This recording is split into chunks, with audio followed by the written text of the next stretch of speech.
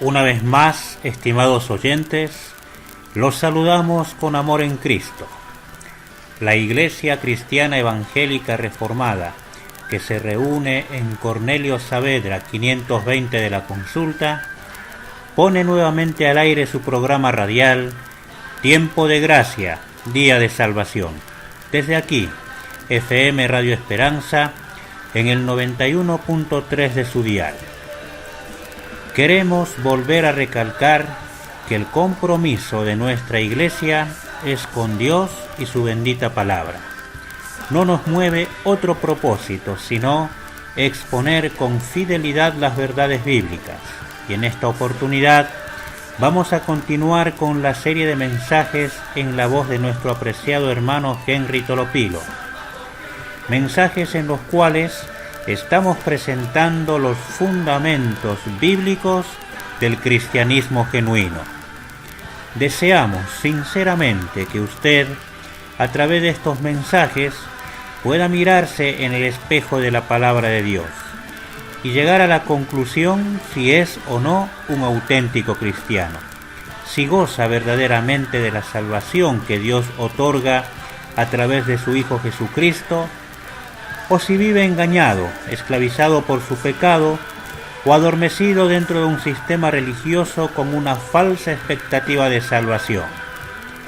Entonces lo invitamos, mientras escuchamos una melodía cristiana, a tomar su Biblia y corroborar usted mismo que lo que se predica es solo y exclusivamente la palabra de Dios. Escuchemos pues la melodía cristiana y luego la exposición bíblica.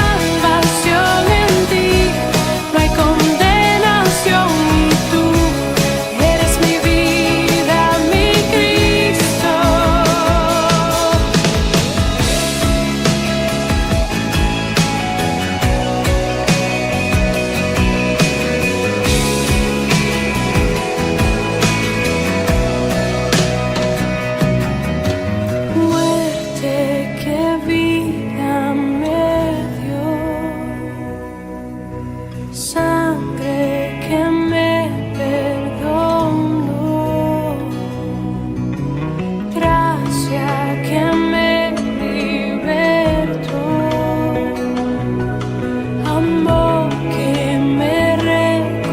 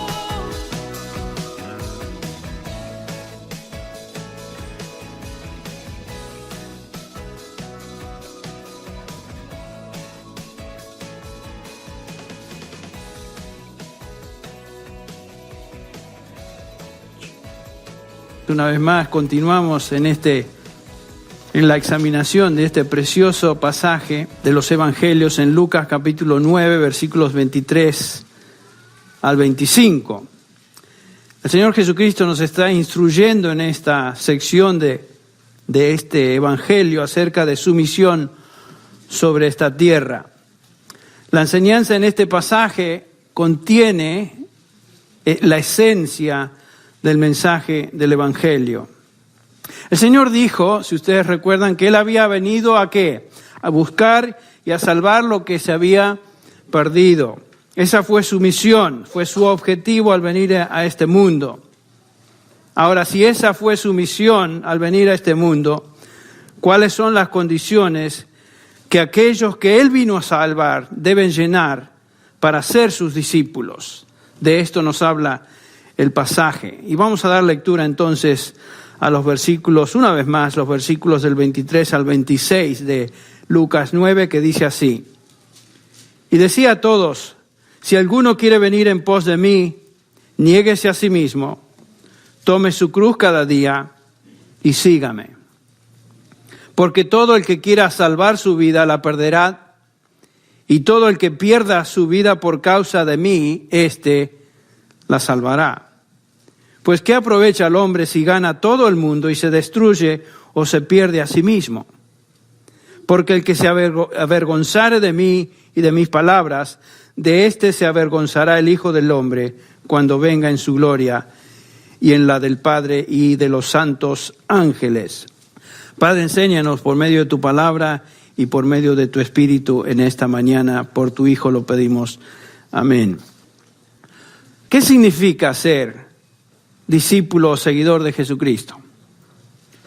¿Qué quiere decir ser un cristiano? ¿Qué significa ser salvo?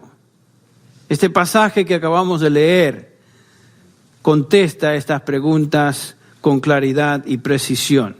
¿Tú quieres ser cristiano? Es la pregunta del Señor Jesús. ¿Tú quieres ser mi discípulo? ¿Quieres llamarte discípulo del Señor Jesús? Muy bien, entonces esto es lo que debe caracterizar a un discípulo de Cristo.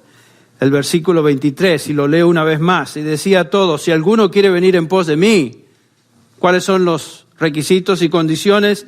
Niéguese a sí mismo, tome su cruz cada día y sígame. La última vez que estuvimos juntos observamos examinamos esta declaración y notamos que tiene 3 elementos. El primer elemento es negarse a sí mismo. El segundo, tomar la cruz. Y último, seguir a Cristo. Quisiera en esta mañana repasar en forma general las verdades encerradas en esta declaración del Señor, ya que es absolutamente vital que entendamos lo que el Señor quiso decir con estas simples pero muy, muy significativas palabras. Este es el Evangelio de Jesucristo. Esto es lo que significa seguir a Cristo. Es un evangelio muy distinto al evangelio que normalmente estamos acostumbrados a escuchar o que popularmente se enseña, se predica hoy. El evangelio contemporáneo apela a las necesidades y egos personales de la gente. Cuando escuchamos a la mayoría de los predicadores populares, evangelistas en la iglesia hoy, escuchamos la proclamación de un evangelio que promete, ¿se acuerdan? Salud, prosperidad y autoestima. Básicamente, eso es lo que ellos declaran y prometen. El mensaje que escuchamos hoy es: Cristo quiere que seas sano de todas tus dolencias, de todas tus enfermedades. Cristo te quiere hacer rico y Cristo quiere hacerte feliz contigo mismo. Pero ese es el evangelio de Cristo. Ese es el evangelio que realmente encontramos en la palabra de Dios. Y nosotros podemos decir que cuando abrimos nuestras Biblias y leemos lo que el Señor Jesucristo enseñó acerca del evangelio, notamos que su mensaje es la antítesis del evangelio popular de hoy. Notamos que en contraste a lo que se escucha hoy, su evangelio, el evangelio de Jesucristo, no es un evangelio que apela a mis necesidades, a mis deseos personales, a mi autoestima, sino que es un evangelio que demanda negación personal, en otras palabras, olvidarme de mí mismo y obediencia a Él. El evangelio del Nuevo Testamento, por supuesto, entonces, no es un evangelio popular. El evangelio del Nuevo Testamento es un evangelio que la mayoría de la gente va a rechazar porque es un evangelio que demanda compromiso, demanda sacrificio. El evangelio puro siempre fue difícil de creer, fue difícil de aceptar y lo seguirá siendo. Ustedes recuerdan las palabras del apóstol Pablo cuando nos recuerda en su primera epístola a los Corintios, en el capítulo 1, versículo 18, y dice, porque la palabra de la cruz es locura a los que se pierden. Y continúa en el versículo 23 diciendo, nosotros, hablando de los apóstoles, predicamos a Cristo crucificado. Para los judíos que ciertamente, dice Pablo, tropezadero, y para los gentiles, locura. En un sentido, no nos debe sorprender el hecho de que el evangelio claro y preciso que encontramos en el Nuevo Testamento no es tolerado por la gente hoy. Y por supuesto la gente prefiere escuchar un mensaje que les haga sentir bien. Lo hemos dicho tantas veces, ¿no es cierto?, que el propósito de la iglesia reunida no es para que los pecadores que vienen a la iglesia se sientan bien. Si hay una congregación, una iglesia donde se predica y toda la gente se siente bien ahí, aunque vivan una vida totalmente contraria a la voluntad de Dios, esa predicación podemos ponerle la firma, no es una predicación precisa y de acuerdo a lo que el Nuevo Testamento nos enseña. El Evangelio confronta a la gente y su pecado. Entonces no nos debe de sorprender que la gente hoy rechaza el Evangelio preciso y puro que encontramos en el Nuevo Testamento. Vivimos en un ambiente cultural donde la gente exalta el bienestar económico, el tener un super cuerpo. ¿Lo notan cuando van ustedes a las mañanas van manejando y la gente, todos quieren tener un cuerpo precioso y hacen todo lo posible para hacerse cada día más lindos, lo cual es inútil? El amor personal es algo que se exalta. La autoestima, como dijimos, sentirse bien con uno mismo, pensar que uno es importante, sueña tu sueño y vívelo, son cosas que escuchamos. Tú puedes ser todo lo que deseas ser, si te lo propones, etcétera, etcétera. Vaya usted a cualquier librería y observe la cantidad increíble de libros y títulos de libros que tienen que ver con estos temas que acabamos de enunciar. Vivimos en un mundo y en una generación donde las personas están obsesionadas consigo mismos, más que en ninguna otra época. La generación presente singularmente puede describirse como una generación amadora de sí misma. La gente ha hecho un ídolo de la autoestima. La gente está enamorada de sí misma. Esta característica la Biblia describe como un pecado. Y por supuesto es un pecado que nos enseña el apóstol Pablo va a caracterizar a los hombres más y más en la medida que nos acercamos al día de su segunda venida. El apóstol Pablo hizo varias listas en el Nuevo Testamento de pecados, enuncia varias listas en sus epístolas y una de ellas se encuentra en 2 de Timoteo 3. En el versículo 1 el apóstol Pablo comienza de esta manera. También debes saber esto, y le habla a Timoteo, que en los postreros días vendrán tiempos peligrosos, porque habrá hombres, y aquí está lo que queremos enfatizar, habrá hombres amadores de sí mismos. Pablo coloca a esta actitud, esta característica de amadores de sí mismos al frente de todos los pecados que ahora él subraya en el resto del pasaje.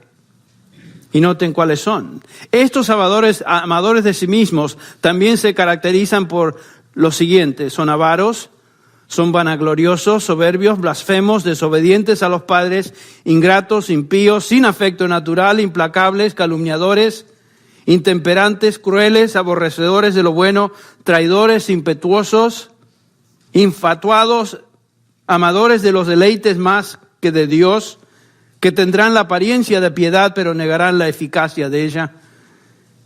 Pareciera ser una descripción de la gente hoy.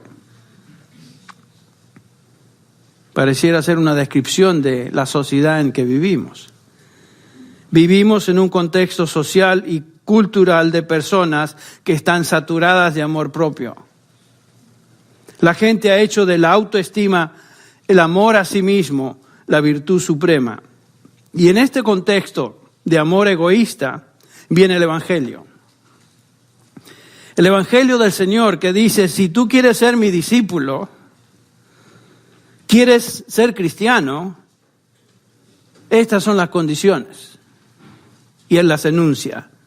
Tienes que deshacerte de tu amor propio, negarte a ti mismo, tomar la cruz y seguirme. Qué contraste, qué baldazo de agua fría sobre las actitudes de la gente hoy. Qué contraste absoluto. Cuando Martín Lutero, quien era un sacerdote católico en Alemania, como ustedes saben, comenzó la Reforma, se rebeló contra la iglesia romana. En su inicio él no pensaba salirse de la iglesia, él quería simplemente reformarla.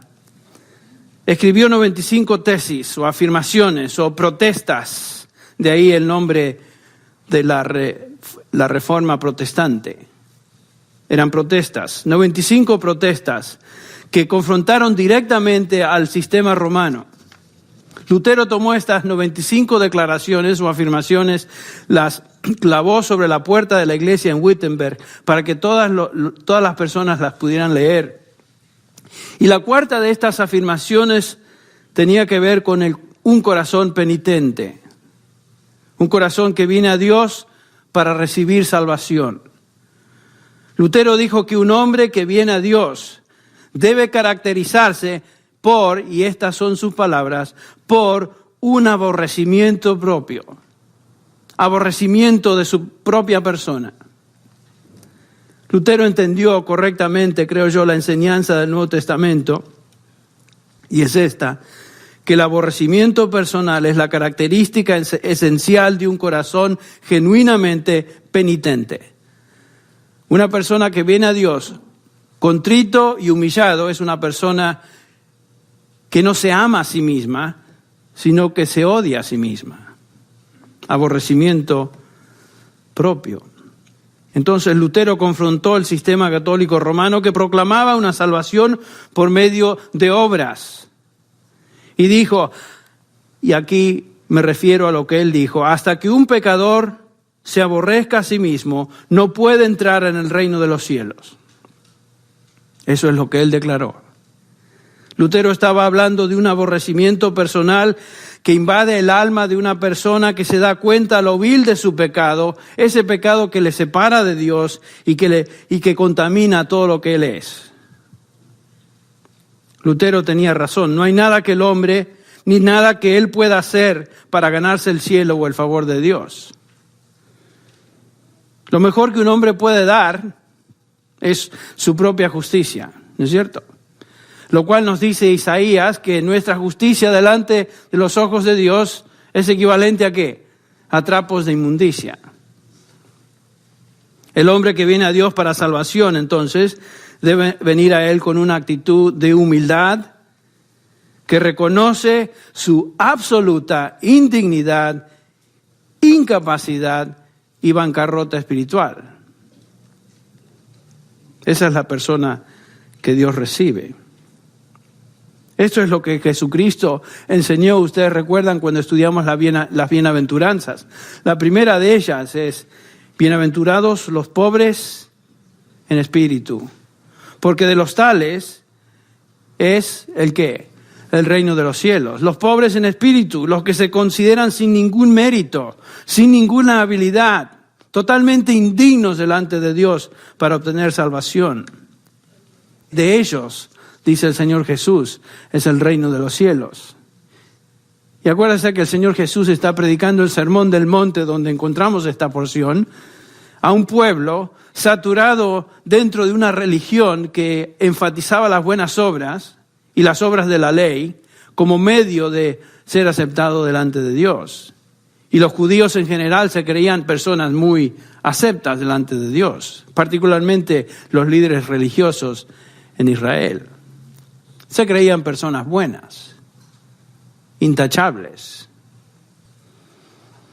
Esta era la actitud del apóstol Pablo antes de conocer al Señor Jesucristo. Ustedes recuerdan que él era fariseo de fariseos, dice él. En cuanto a la ley, según su interpretación, intachable. Pero él llegó un día cuando en camino a Damasco se confrontó al Señor Jesucristo.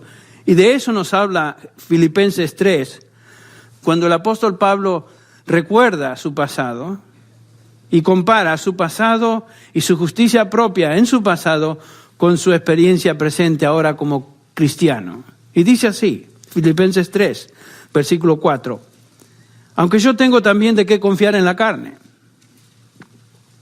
Si alguno piensa que tiene de qué confiar en la carne, dice Pablo, yo más. Y nos da las razones.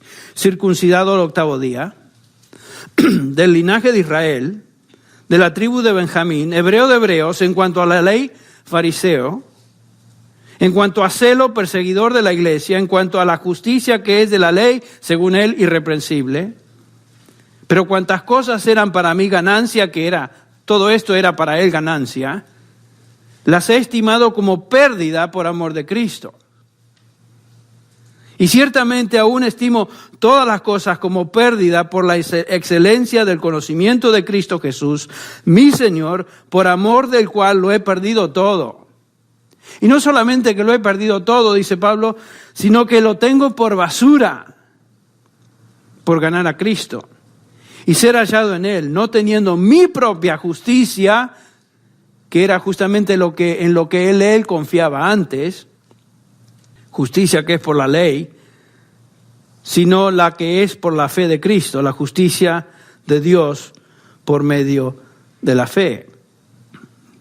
Pablo, un religioso, que había dependido en sus logros y credenciales personales para salvación, fue transformado en un hombre que llega a la realización, que llega a darse cuenta de este principio básico y fundamental, que para tener salvación uno debe venir a Dios como una persona totalmente indigna, pobre, bancarrota en términos de valor espiritual.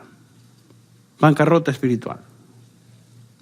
Y él dice, todo lo tengo por basura. La palabra es estiércol, una palabra muy fuerte. Todo lo tengo por estiércol. Mi propia justicia, mi religión, mis obras, mi trasfondo, mi estatus, etc. No me sirve para nada. Soy absolutamente indigno, incapaz de salvarme en mis propios méritos religiosos, dice Pablo, y esfuerzos personales. No me sirvió de nada. Todo lo que para mí antes era motivo de orgullo, lo considero estiércol. Imagínense. Una persona que había sido buena, había hecho lo imposible para cumplir la ley. Por supuesto, nadie la puede cumplir en su totalidad. Y recordando una vez más su pasado, en 1 Timoteo 1:15, el apóstol expresa lo siguiente: palabra fiel y digna de ser recibida por todos, que Cristo Jesús vino, ¿para qué? Para salvar a los pecadores, de los cuales yo soy, ¿qué? El primero. Imagínense, de ser un hombre que pensaba que era suficiente en su propia justicia, una persona buena, ahora dice, yo soy de todos los pecadores el primero. Y ustedes recuerdan por qué. Porque persiguió a la iglesia de Jesucristo.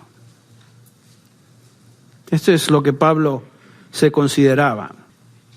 Una persona que de los pecadores, si hicieran un desfile, él sería el abanderado. Yo soy el primero. Aquel hombre que había tenido tantas credenciales religiosas y tantos méritos personales, según él, llega a esta conclusión. El punto es claro en la Escritura. Nadie puede llegar a la salvación hasta que reconozca su pecado, su indignidad, hasta que se aborrezca a sí mismo. Esto es pobreza espiritual, esto es negarse a sí mismo. Ustedes pueden notar el contraste del Evangelio que el Señor Jesucristo presenta en este pasaje y lo que estamos escuchando hoy. La pobreza espiritual no es tratar de alcanzar a Dios por medio del maltrato del cuerpo, como piensan algunos, o dando limosnas, o viviendo una vida ascética en un monasterio, o en un convento, o haciendo buenas obras. Ninguna de estas obras personales que tienen su origen en esfuerzos humanos sirve para nada en términos de hacernos aceptos delante de Dios.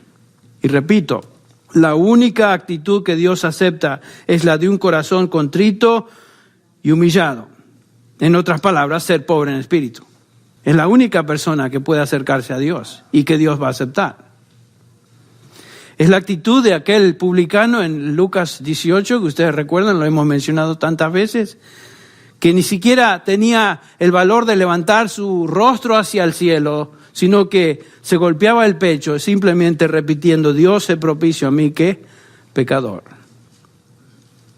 No tenía nada que ofrecer, no podía ofrecer nada. En contraste al fariseo, en que en su oración dio una lista enorme de sus valores y sus virtudes espirituales y religiosas como medios para ser aceptados delante de Dios. ¿Se acuerdan? Te doy gracias, Dios, que no soy como el resto de la gente, pecadores, adúlteros, ni aún soy como este pobre publicano.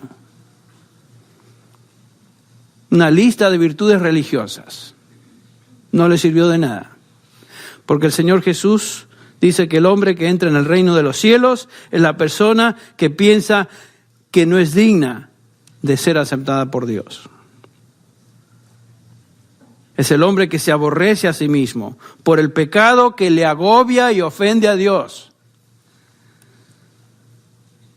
Es triste realmente ver cuánta gente dice que sí, yo soy cristiano, y uno comienza a conversar con estas personas y se da cuenta que ellos dicen que son cristianos porque algún día levantaron la mano en alguna reunión o hicieron profesión de creer en Cristo o llenaron una tarjetita y la firmaron ahí.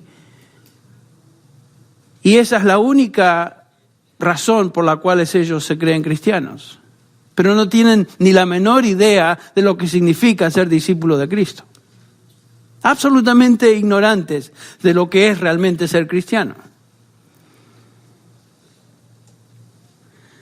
El pecador que entiende su condición delante de Dios es el hombre o una mujer, entre paréntesis, que manifiesta arrepentimiento. Tanta gente que es cristiana hoy, que se llama cristiana hoy, que nunca han sentido ni siquiera el menor dolor por su pecado. Viven como, soy cristiano, así como este es católico, aquel es musulmán, el otro es quién sabe qué, yo soy cristiano. Un pecador no arrepentido no puede recibir salvación. Escuche bien eso. El Señor Jesús, hablando de la relación entre el arrepentimiento y la salvación en Lucas 13, nos dice en el versículo 22, el versículo 2, por ejemplo, respondiendo Jesús les dijo: ¿pensáis que estos galileos, porque padecieron tales cosas, eran más pecadores que todos los galileos? Os digo, no, antes, si no os arrepentís, todos pereceréis igualmente. La relación entre el arrepentimiento y la salvación. En el versículo 5 vuelve a agregar el Señor: ¿pensáis que eran más culpables que todos los hombres que habitan en Jerusalén? Os digo, no, antes si no os arrepentís, todos pereceréis igualmente. En otras palabras, no hay salvación sin arrepentimiento. Las únicas personas que se arrepienten son los pecadores que reconocen su pecado. Reconocen su condición de miseria espiritual delante de Dios. Este es el mensaje del Evangelio. En Lucas 24 el Señor instruye en la gran comisión registrada ahí por Lucas en el capítulo 24, versículo 47, lo siguiente: el Señor les dice a sus discípulos que se predicase en su nombre el arrepentimiento y el perdón de pecados en todas las naciones, comenzando desde Jerusalén. El mensaje del Evangelio incluye el arrepentimiento.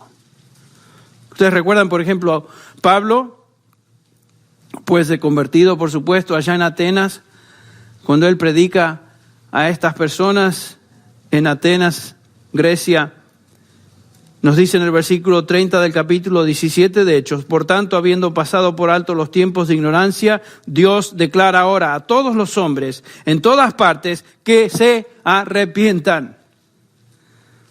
El mensaje del Evangelio tiene ese elemento, ese componente de arrepentimiento.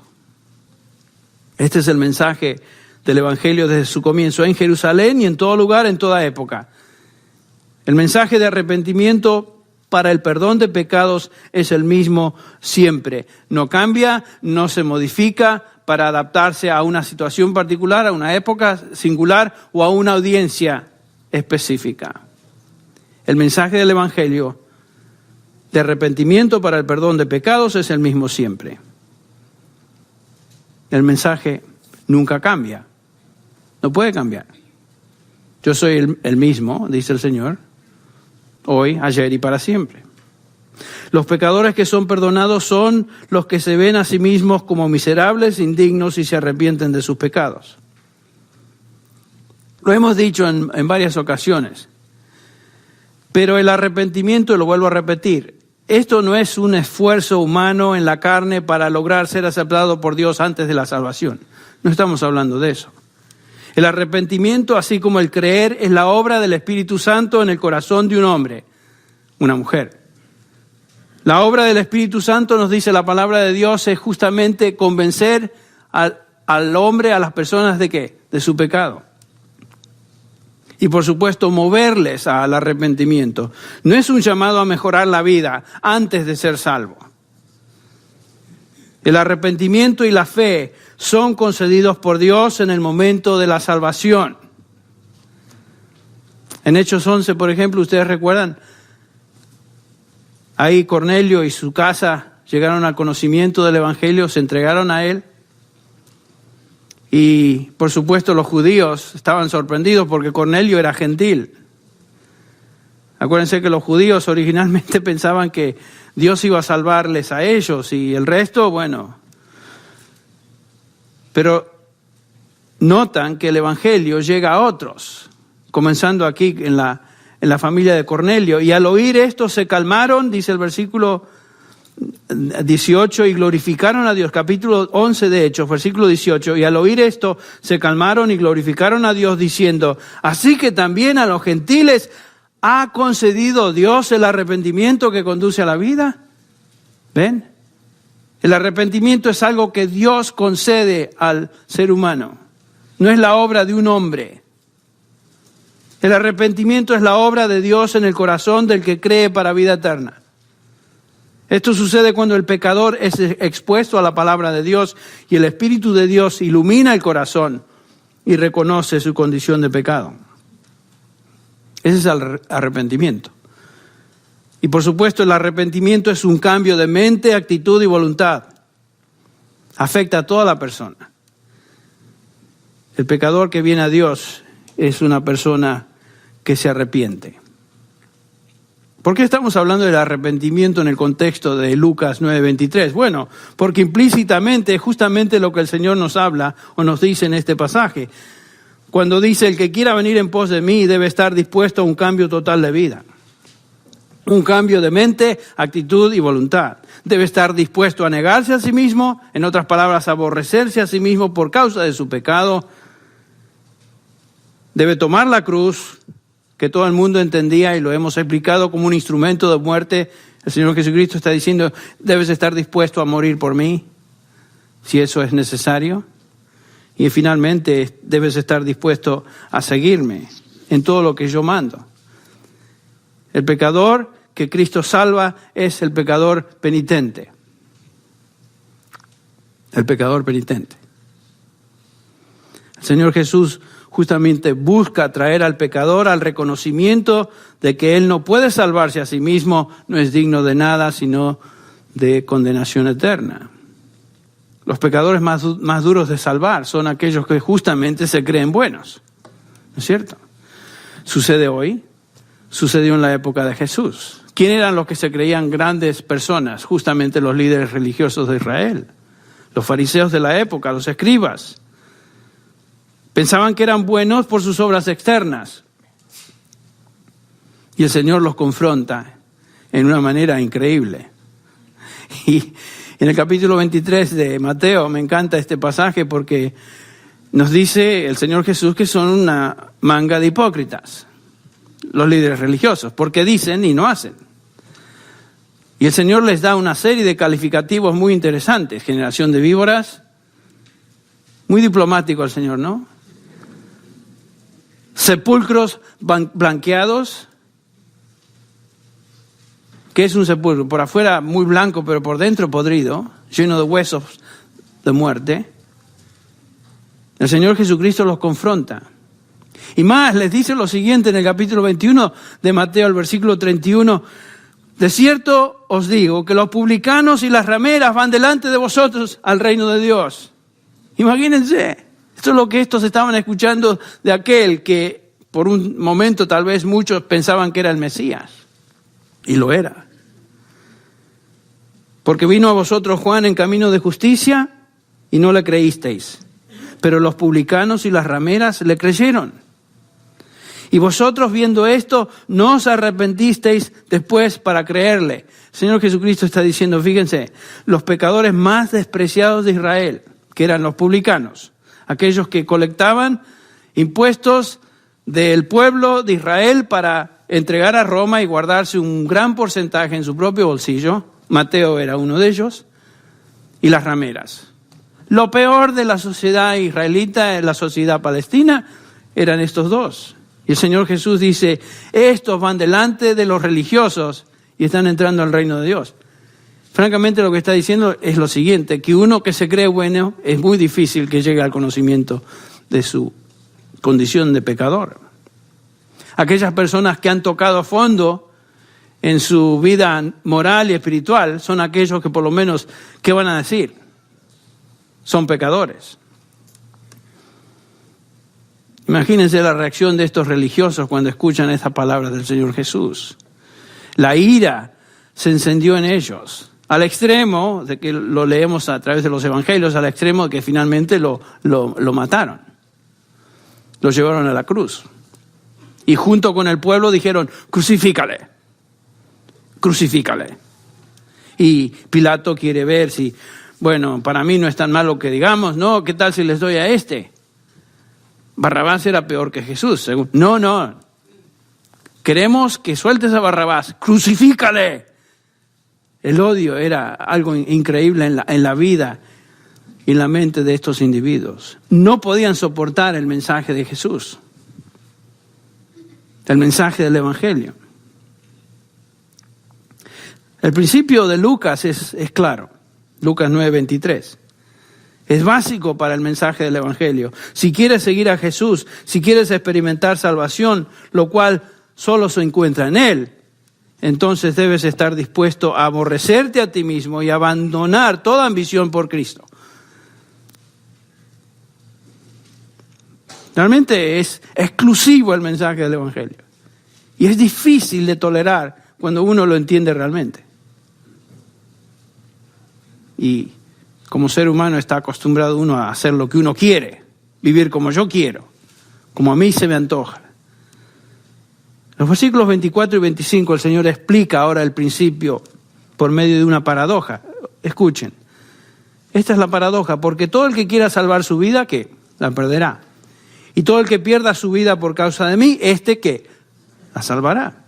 Pues ¿qué aprovecha el hombre si gana todo el mundo y se destruye o se pierde a sí mismo? La paradoja es esta. ¿Quieres salvar tu vida? Entonces vas a tener que perderla. ¿De qué está hablando el Señor? ¿Qué es eso de perder la vida? Esta es la explicación del principio en el versículo 23. Para ser discípulo de Jesucristo tienes que estar dispuesto a abandonar todo lo que es precioso para ti, tu persona, tu familia, tus posesiones, tu fama, aún tu vida. Toma tu cruz y ven y sígueme. Cuando tú mueres, te niegas a ti mismo, entonces ganas tu vida. Cristo no está hablando, por supuesto, de vida física. El Señor está hablando del alma eterna. Si quieres salvar tu alma en la eternidad, entonces abandona todo aquí por Él. Eso es lo que está diciendo. Si quieres terminar en una eternidad fuera de la presencia del Señor, que es lo que le va a ocurrir a toda persona que rechace al Señor Jesucristo, irreversiblemente en una eternidad consumido para siempre, separado de Dios. Entonces, si quieres ir al infierno, abraza todo lo que aquí se te ofrece, todo lo que este mundo, esta tierra te ofrece, todo lo que te gusta y todo lo que te atrae. Abrázate a eso y el resultado garantizado, terminas en el infierno. Eso es lo que está diciendo. Mateo 10:39, el Señor repite lo mismo, dice, el que haya su vida la perderá, el que pierde su vida por causa de mí, la hallará. En Juan 12:25 lo mismo se repite. El que ama su vida la perderá. Y el que aborrece su vida en este mundo, escuche bien las palabras de Jesús, el que aborrece su vida en este mundo, para vida eterna la guardará. Noten, Cristo dijo que el que quiere ser su discípulo debe aborrecer su vida en este mundo. Sin duda esta fue la frase que movió a Lutero a escribir la Cuarta Protesta, hablando de la penitencia. El que se acerca a Dios debe aborrecerse a sí mismo. Pero si tú estás lleno de amor propio y buscas satisfacción personal, autoestima, logros personales, prosperidad, si estás saturado de tus propias metas, tus propias ambiciones y fantasías humanas, te encuentras entonces en un terreno peligroso. ¿Ven? Estas actitudes son opuestas al aborrecimiento personal del cual nos habla el Señor Jesucristo y el cual Él demanda de sus seguidores. El Señor demanda eso. La pregunta es, ¿a quién sirves? ¿A quién estás sirviendo hoy? ¿Estás sirviendo a ti mismo, lo que tú quieres, lo que tú deseas, lo que a ti te apetece? ¿O estás sirviendo a aquel que te llamó? Al Señor Jesús. Quiero que notemos esa frasecita en el versículo 24, que clarifica exactamente a qué se refiere el Señor cuando dice perder la vida. Todo el que pierda su vida, escuche bien, por causa de mí, la salvará. Cristo está hablando de negación personal, el abandono de todo lo que uno cree de valor en esta vida. No es simplemente un sacrificio filantrópico, un sacrificio por alguna causa particular o por alguna religión particular. Es por causa de mí, por mí. Al fin y al cabo, Él es el camino, la salvación y la vida. Él es el único que da salvación. Hay mucha gente que da de sus posesiones, que se sacrifican por otros, gente del mundo. Hay muchos en la historia de la humanidad que se han sacrificado y sacrifican sus vidas por alguna causa que consideran de valor. ¿No es cierto? Hoy, por ejemplo, tal vez la ilustración más notable de un sacrificio personal es lo que estamos viendo casi a diario en las noticias, el caso de los musulmanes que se suicidan como bombas humanas, pensando que con ello van a lograr una eternidad llena de placeres. Qué ridículo. Este es un sacrificio, una causa religiosa, pero no tiene valor absoluto, no tiene ningún valor. La persona que hace eso se revienta acá y se despierta en un infierno, eternamente separado de Dios. No hay virtud alguna en este tipo de muerte. Es un suicidio inútil que lleva al individuo a una eternidad, a un infierno, fuera de la presencia de Dios. Imagínense. Entonces, la negación de la que Jesucristo habla, el sacrificio al cual Él se refiere, es por causa de mí. El Señor está hablando de un abandono y aborrecimiento personal porque ese individuo entiende su desesperada condición de pecador y entrega su vida ahora a Cristo. Yo creo que la persona que viene al Señor Jesucristo debe llegar a esa conclusión. Yo no tengo nada que ofrecer. Yo odio mi pecado. Odio lo que soy. ¿Qué puedo ofrecer a Dios? Nada, absolutamente nada. Jesucristo es el único camino, en quien se encuentra el único medio de salvación. Ya lo expresó el apóstol Pedro allá en su predicación, en el capítulo 4 de Hechos, cuando dice, porque no hay otro nombre debajo del cielo dado a los hombres en el cual podamos ser salvos.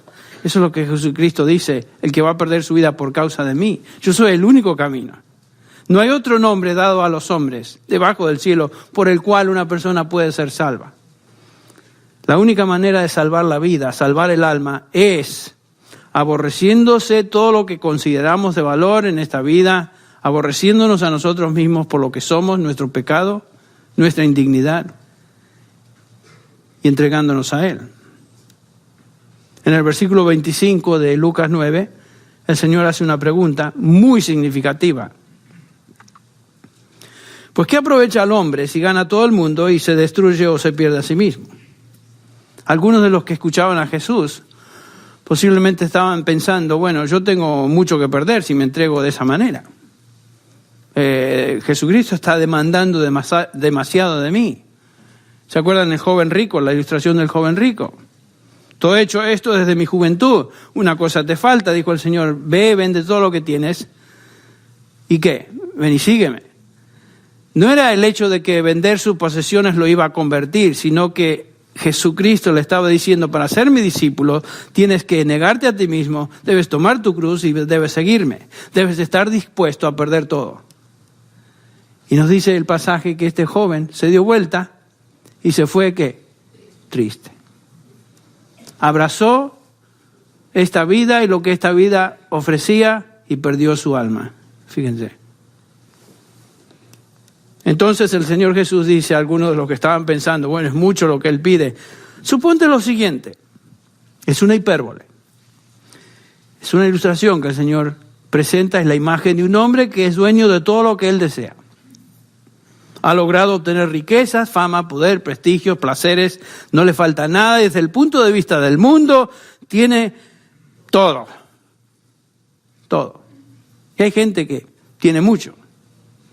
Pero este es el máximo. Este es un individuo que tiene todo.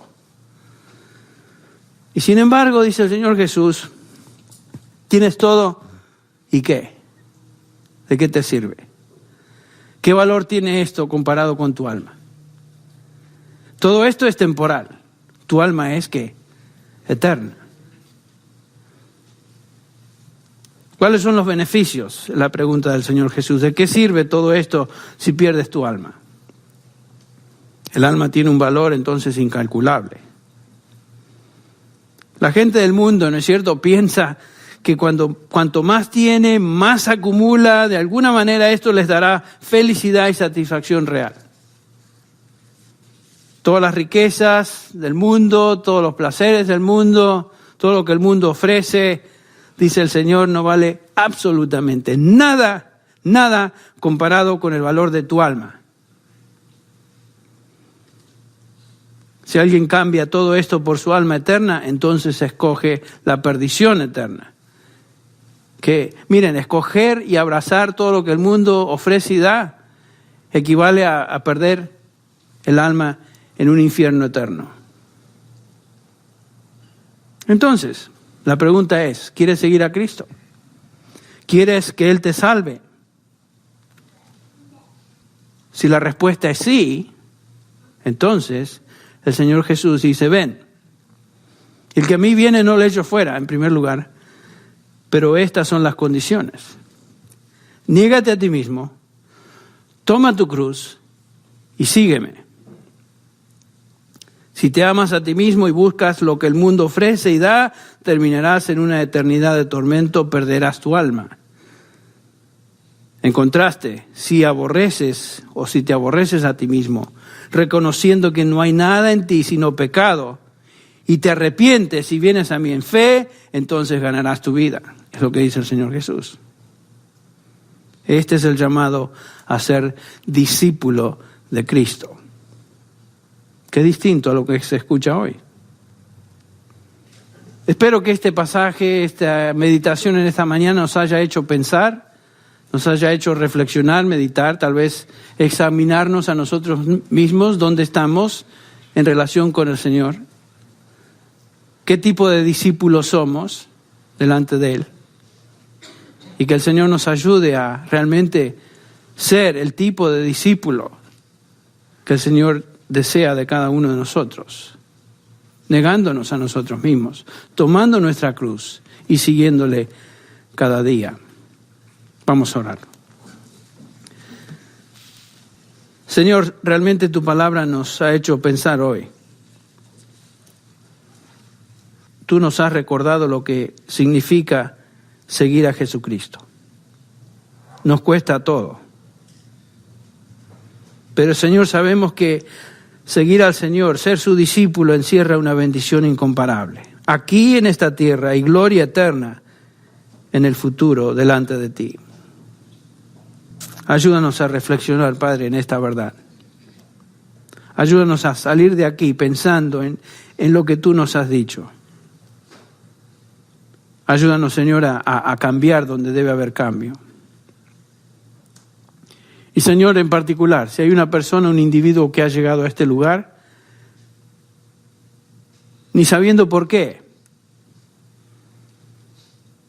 que por primera vez reconoce el impacto del llamado a ser discípulo de Cristo, que tú abras el entendimiento, el corazón de tal persona, que se doblegue ante ti, que se reconozca como pecador, se arrepienta de sus pecados y como aquel publicano diga, sé propicio a mí, oh Dios, pecador. Pedimos por tal persona si está en medio nuestro. Pedimos por personas en esta condición de aquellos que van a escuchar este mensaje a través de la radio. Utiliza tu palabra para edificación de tu pueblo y la salvación de pecadores. Por Cristo Jesús. Amén. Cómo agradezco, Señor, tomaste en la cruz mi lugar. Cómo agradezco, Señor, tu gran amor y bondades por acercarme a ti, por permitirme oír y abrir mi corazón al Evangelio.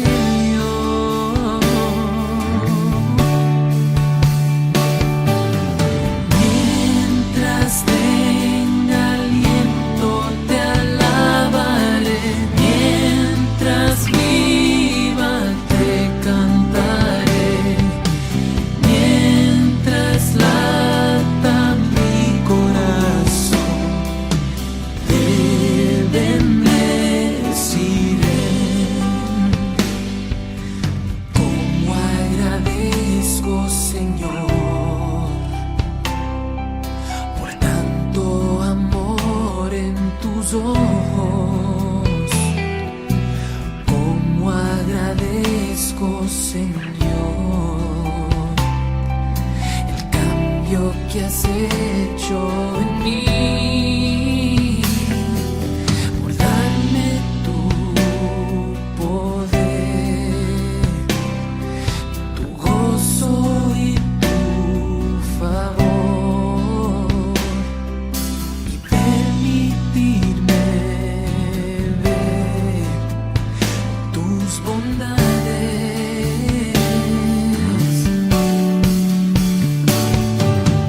Mientras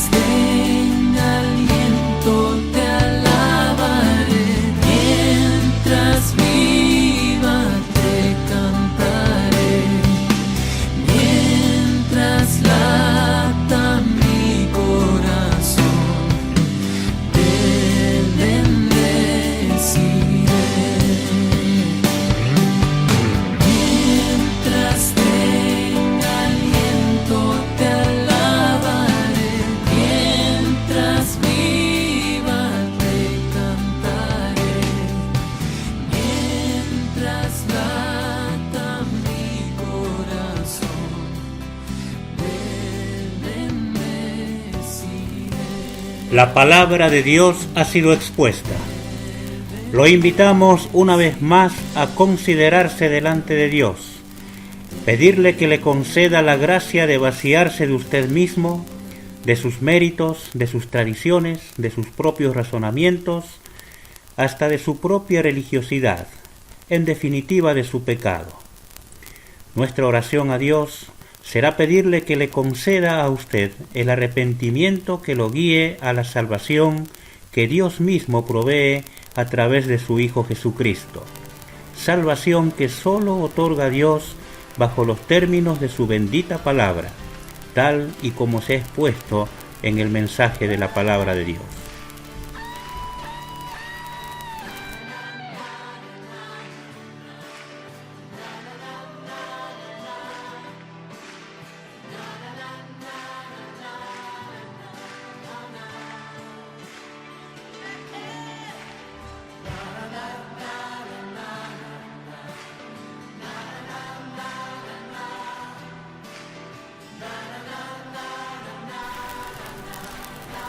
Llegamos así al final de nuestro programa, Tiempo de Gracia, Día de Salvación.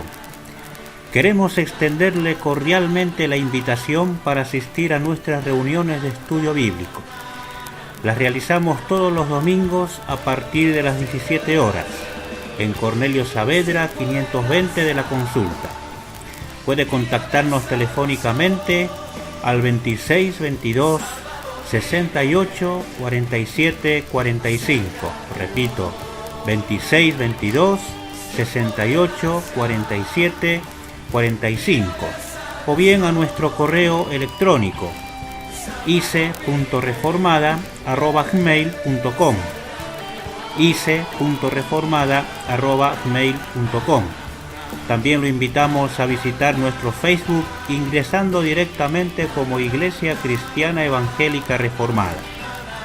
Mi nombre es Jonás Escobar y ha sido un verdadero placer compartir con todos y cada uno de ustedes nuestro programa, Tiempo de Gracia, Día de Salvación, esperando, si Dios así lo permite, estar con ustedes el próximo sábado, en este mismo horario y por esta misma emisora, FM Radio Esperanza en el 91.3 del dial. Que Dios los bendiga grandemente.